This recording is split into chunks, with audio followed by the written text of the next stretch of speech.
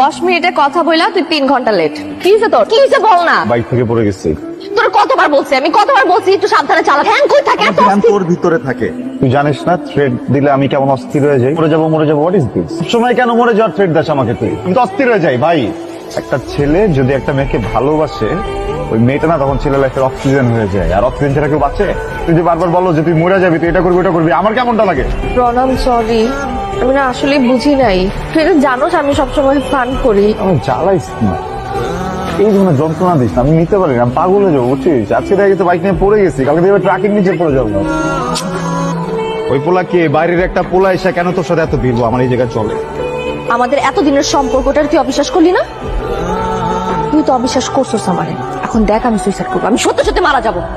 যেমন মর। দোস্ত সর্বনাশ হয়ে গেছে, আমি শুধু পয়জন খেয়েছি।